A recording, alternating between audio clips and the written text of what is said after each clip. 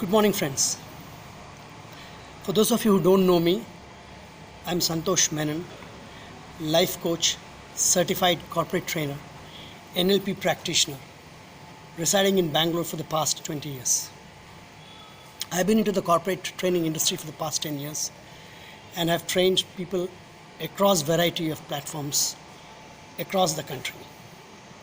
But the topic that I'm going to discuss today with you is regarding parents. I have been one of the parents who have very interestingly followed the school and the current education system of this country. Today's discussion is about a WhatsApp message that I received from one of the parents, which has been circulated widely across the country and across all groups.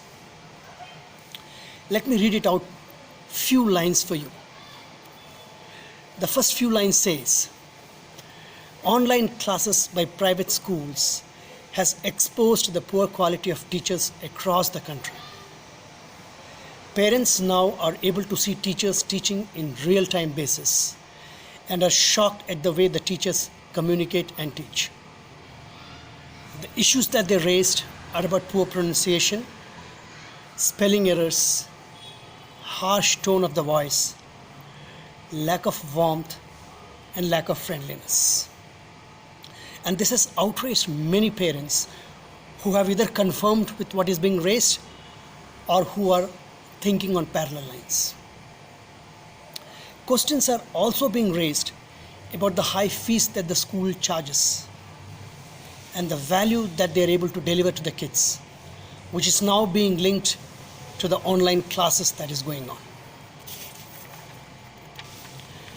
I have been a professional trainer for the past 10 years. But let me tell you guys that when you know that somebody is watching you while you are doing your work, it changes the game altogether. No matter however skilled you are at your work, at your current work, doing it while being watched changes the stakes, however simple the job is. As parents, when we teach our kids in the evenings or whenever we get time, there is better connect, there is more empathy, and we are able to take control of the situation and be nice and be calm with the kid as much as possible. But telling from my own experience, however calm and however composed I am, there have been times when I have lost my cool, when I have raised my voice. Now this is just with one kid. Put yourself in a situation where you are teaching 30 to 40 kids who are sitting at the comforts of their home and have somebody who's sitting along with them watching this teaching going on. Let me tell you guys, even under one roof, handling 30 to 40 kids is not an easy job. And our teachers are doing a wonderful job and they have been able to handle it perfectly. Now suddenly the tables have been turned. The same teachers are being asked to teach 30 to 40 students who are sitting remotely in the comforts of their home. And as I said before, having a parent sit with them throughout the class. And please understand, it's a totally different world now. I'm not making excuse for probably some of the teachers who have not been up to the mark. But please let us not paint entire teacher fraternity with the same brush. Let us take the topics one by one. The first point that was raised was of poor communication and poor pronunciation. Now, if you have ever had a chance to visit one of these coaching institutes where we send our kids for the IITs and IIMs and all the engineering and medical students, you will realize that the people who coach there, the teachers, they don't have great pronunciation, but they are excellent in their subject matter. And that's what makes them a difference. And that's what the kids like, that they're able to understand, they're able to relate better what the teacher is saying and not about what their pronunciation. In the end result, in most of the professions, it's the result that matters, not the pronunciation. My request to all of you is, let's be patient. The teachers are also learning.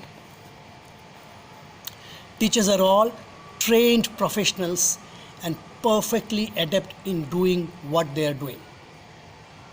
If you have any doubt about the qualification or about the professionalism of these teachers, I would request you guys to go to your respective schools and check on this. What I'm asking you, dear friends, is not to put additional pressure on these teachers and let them do their job, and I'm sure they will come up with flying colors. Some of them are not even young, and it is taking a little time for them to learn, but they are very good at what they are doing all this while. It's a new world. To quote George Orwell, it's a brave new world. The future might be homeschooling, and for many of you who have raised these concerns, as discussed previously, this might be the solution, where you are able to teach your kid in the comforts of your home, in front of your own eyes, and as you wish.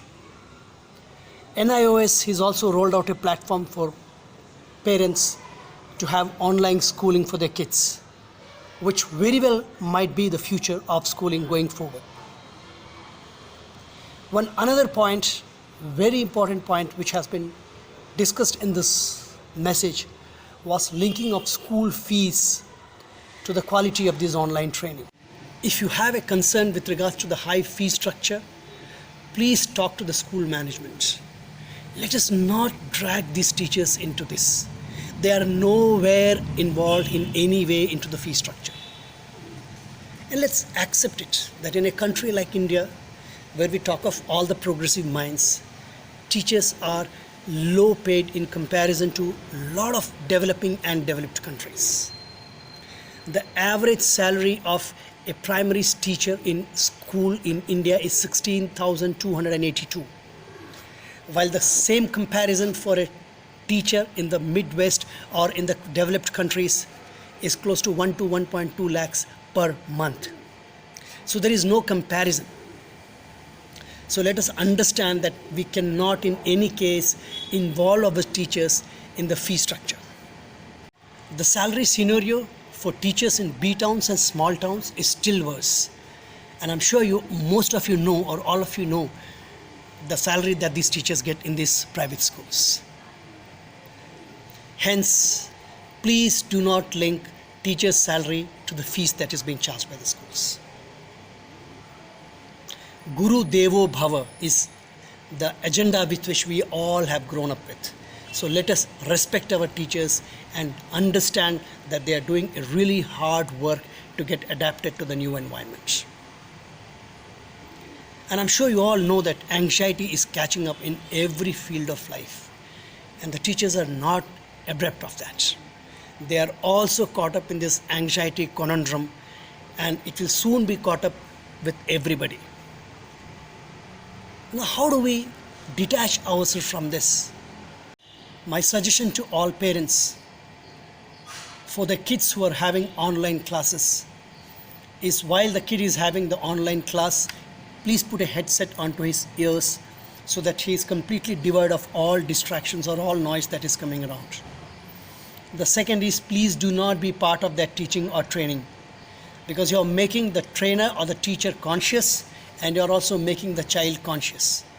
The child is constantly observing you also during this teaching program, and every expression that changes on your face, saying a yes or a no to what is happening, the child takes a cue from that, and his seriousness on the teaching program will depend on this. He's observing you as he's attending the classes. In conclusion, dear friends, let's all come out of this collectively. Please do not tar all the teachers with the same brush that it is poor online teaching across the country. They are doing their best, and we seek out your patience. They have handled your kids very well in the past, and I'm sure that they will be doing a wonderful job in the coming days and weeks and months. So all I ask of you is to have patience and let the ball rolling. Thank you and have a great day. Bye bye.